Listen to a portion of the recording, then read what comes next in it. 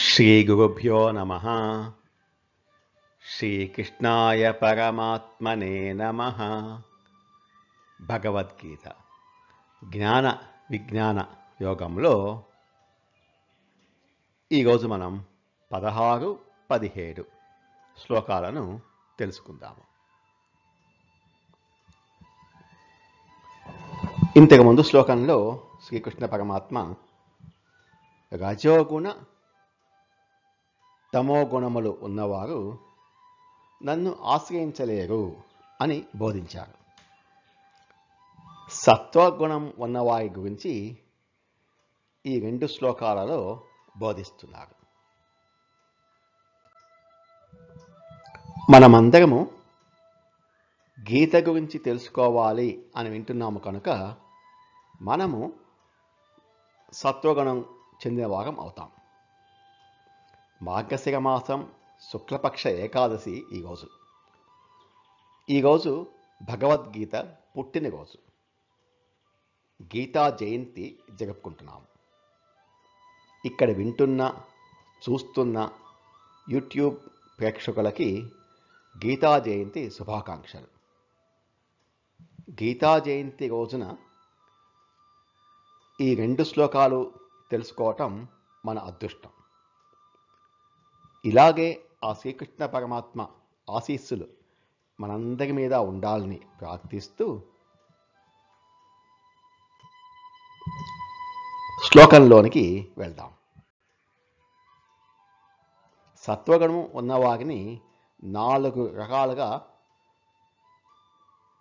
విభాగాలుగా చేశారు శ్రీకృష్ణ పరమాత్మ. 16వ శ్లోకం. చతుర్విధా భజంతే మా జనా సుకృతినోర్జున ఆక్తో జిజ్ఞాసురర్థార్థి జ్ఞానీ చ భరతర్షభ. చతుర్విధాః భజంతే మా జనాః సుకృతినః అర్జున. ఓ అర్జున, సుకృతినః శుభకర్మలను ఆచరించేవారు 4 విధములైన భక్తులు నన్ను భజింతురు. ఆక్తః జిజ్ఞాసుః అర్థార్థి జ్ఞాని చ భరతర్షభ. ఓ భరతర్షభ, అర్జున, వారు ఆక్తులు, జిజ్ఞాసువులు, అర్థార్థులు, జ్ఞానులు. ఇంతకు ముందు శ్లోకంలో రజస్సు తమోగుణం కల వారికి దుష్కృతినః అనే పదం ఉపయోగిస్తే ఇక్కడ సత్వగుణం కల వారికి సుకృతినః అనే పదం ఉపయోగించారు. అంటే దుష్కృత్వము వల్లనే మూఢత్వము, అసురత్వము పెరుగుతాయి. సుకృతులు అయితే భగవంతుడిని ఆశ్రయించే బుద్ధి పుడుతుంది. పరమాత్మను ఆశ్రయించే బుద్ధి అంటే భజంతే.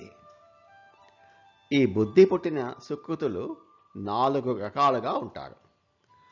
సుకృతులు అంటే పుణ్యకర్మలను చేసినవారు, పుణ్యము వల్ల పవిత్రులు అయినవారు. పుణ్యము అంటే పవిత్రము చేయు కర్మ. ఏ కర్మ చేయటం వల్ల పుణ్యము పవిత్రము అవుతామో ఆ కర్మను పుణ్యము అంటారు. 4 రకాలు ఎవరు అంటే ఆక్తులు, జిజ్ఞాసువులు, అర్థార్థులు, జ్ఞానులు. ఆర్తి అంటే పీడ, బాధాకరమైన స్థితికి ఆర్తి అని పేరు.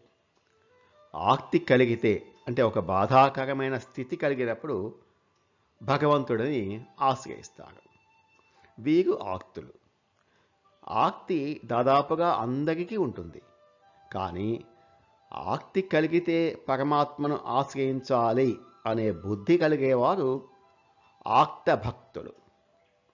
జిజ్ఞాసువులు అంటే భగవంతుడిని తెలుసుకోవాలి అనే తపనతో, ప్రయత్నంతో ఆయన్ని ఆశ్రయించేవారు.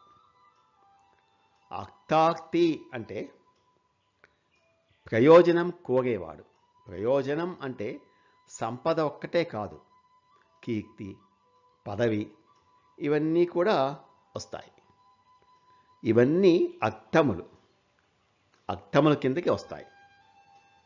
ఈ అర్థముల కోసం కూడా నన్ను ఆశ్రయిస్తారు. జ్ఞానికి కూడా భక్తి ఉంటుంది. జ్ఞాని అంటే పరమాత్మను యథాతథంగా తెలుసుకున్నవాడు. బాధ తొలగాలని, జ్ఞానం కలగాలని, కోరినవి కావాలని ఆరాధించేవారు మరియు జ్ఞానులు. వీరు నలుగురు నా భక్తులు. వీరందరూ సుకృతులు.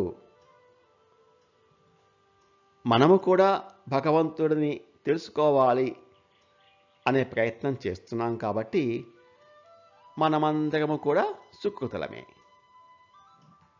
చతుర్విధా భజంతే మాం జనా సుకృతినోర్జున ఆర్తో జిజ్ఞాసురర్థార్థి జ్ఞానీ చ భరతర్షభ. 17వ శ్లోకం. తేషాం జ్ఞానీ నిత్యయుక్తః ఏకభక్తిర్ విశిష్యతే ప్రియో హి జ్ఞానినో త్యక్తం అహం స చ మమ ప్రియః. తేషాం జ్ఞానీ నిత్యయుక్తః ఏకభక్తిః విశిష్యతే.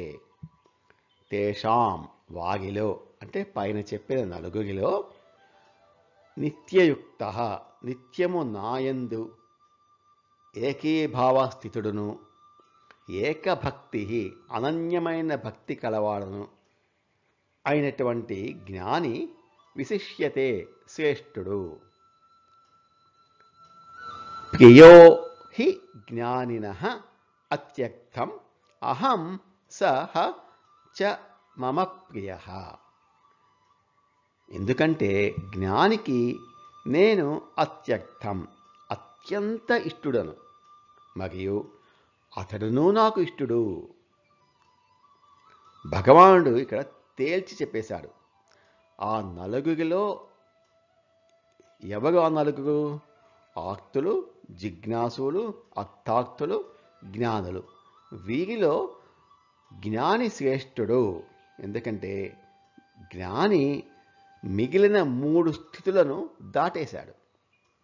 అతనికి ఆర్తి లేదు, కోరికలు లేవు, తెలుసుకోవాలి అనే కోరిక కూడా లేదు. అతను అనుభవించేశాడు, పరమాత్మను అనుభవంలోకి తెచ్చుకున్నాడు. జ్ఞాని నిత్యయుక్తుడు, ఏకభక్తుడు. నిత్యయుక్తుడు ఎప్పుడు నాతోనే కలిసి ఉన్నాడు. నాకు భిన్నంగా ప్రపంచాన్ని చూడడు. ప్రపంచంలో నన్నే చూస్తాడు. ఏకభక్తి అంటే నన్ను తప్ప ఇంకెవ్వరిని ఆశ్రయించలేదు. నిష్కామ భక్తిని ఏకభక్తి అని చెప్పవచ్చు. భగవంతుడు తప్ప ఇంకేమీ కోరికలు లేకపోవటం ఏకభక్తి. ఈ జ్ఞానికి నేనంటే చాలా ప్రియం, ఇష్టం. అలాగే నాకు కూడా జ్ఞాని అంటే చాలా ప్రియము, ఇష్టము. అబ్బా, అంటే జ్ఞాని ఎప్పుడూ నన్నే అనుభవిస్తుంటాడు. నేను ఎప్పుడూ అతనికి అనుభవ రూపంలో ఉంటాను. జ్ఞాని అంటే పరమాత్మ తప్ప అన్యము లేదు అని తెలుసుకున్నవాడు జ్ఞాని. తేషాం జ్ఞానీ నిత్యయుక్తః ఏకభక్తి విశిష్యతే ప్రియో హి జ్ఞానినో త్యక్తం అహం స చ మమ ప్రియః. కాబట్టి మనందరం కూడా ఇంతకుముందు శ్లోకంలో చెప్పిన దుష్కృతులుగా ఉండకుండా సుకృతులుగా ఉందాము. ముందు ఆర్తితో భగవంతుడిని భజించినా కూడా తర్వాత జిజ్ఞాసులమై మోక్షార్థులమై జ్ఞానులుగా అవటానికి ప్రయత్నం చేద్దాం. పరమాత్మకు ప్రియమైన వాళ్ళముగా అవడానికి ప్రయత్నిద్దాం. నమో భగవతే వాసుదేవాయ. ఏతత్ ఫలం శ్రీకృష్ణార్పణమస్తు. స్వస్తి.